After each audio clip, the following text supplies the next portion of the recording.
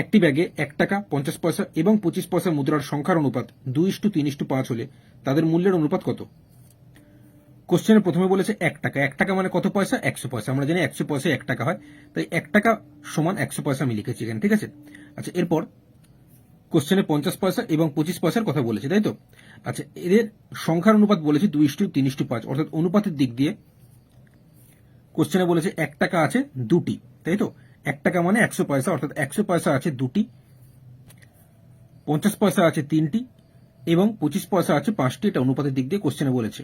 এবার কোশ্চেন তাদের মূল্যের অনুপাত কত বলেছে, অর্থাৎ আমরা এখন দেখে নেব এই 2টি 100 পয়সার মূল্য কত, 3টি 50 পয়সার মূল্য কত এবং 5টি 25 পয়সার মূল্য কত। বের করার পর কাটাকুটি করে যেটা অ্যান্সার হবে সেটাই হয়ে যাবে মূল্যের অনুপাত, ঠিক আছে।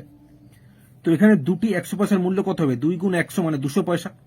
একইভাবে 3টি 50 পয়সার মূল্য কত হবে? 3 গুণ 50 সমান 150 পয়সা। একইভাবে 5টি 25 পয়সার মূল্য কত হবে? 5 গুণ 25 সমান 125 পয়সা। এবার এই অনুপাতে যেটা বেরো, মানে এটাকে আমরা কাটাকুটি করলে অনুপাতে পেয়ে যাব।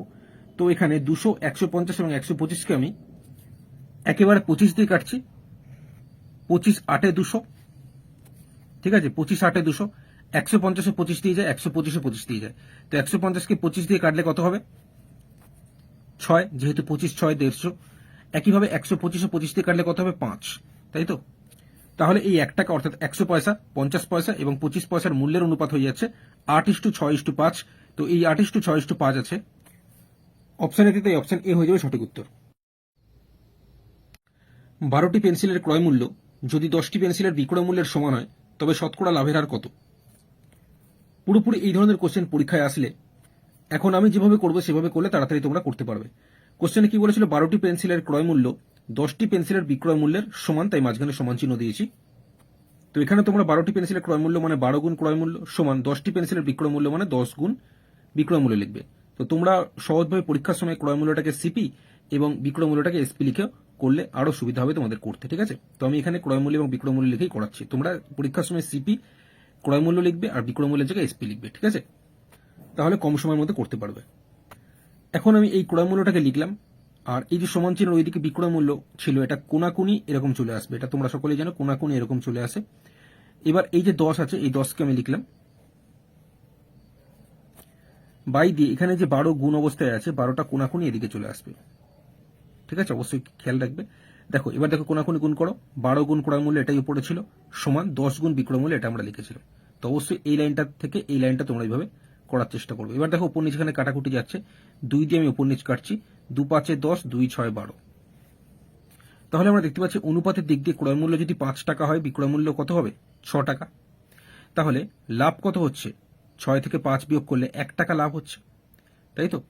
তাহলে এখানে জিজ্ঞেস করছে শতকরা লাভের হার কত। শতকরা লাভের হার মানে 100 টাকায় কত টাকা লাভ, তাই তো।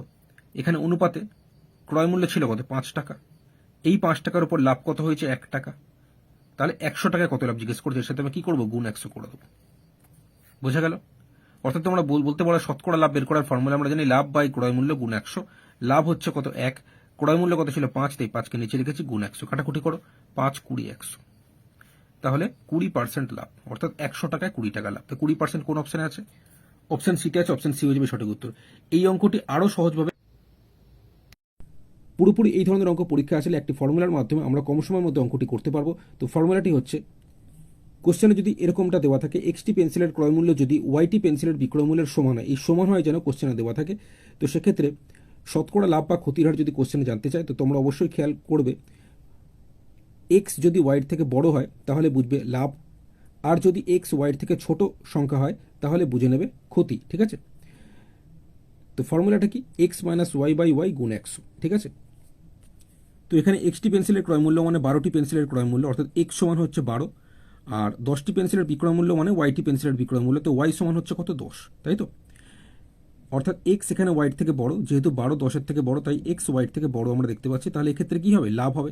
যদিও কোশ্চেন এখানে লাভ বলেই দিয়েছে, তবুও আমরা অনেক সময় লাভ বা ক্ষতির হার জিজ্ঞেস করে। তো সেক্ষেত্রে তোমরা অবশ্যই খেয়াল রাখবে যে এক্স ওয়াইড থেকে বড় হলে লাভ হবে, এক্স ওয়াইড থেকে ছোট হলে ক্ষতি হবে, ঠিক আছে। তো ফর্মুলাটা কি? X minus Y by Y গুণ 100। তো এক্স মানে তো আমরা এখানে জেনে গেছি 12, আর ওয়াই মানে আমরা জেনে গেছি 10। মান বসাবো, আমাদের উত্তর চলে আসবে, ঠিক আছে।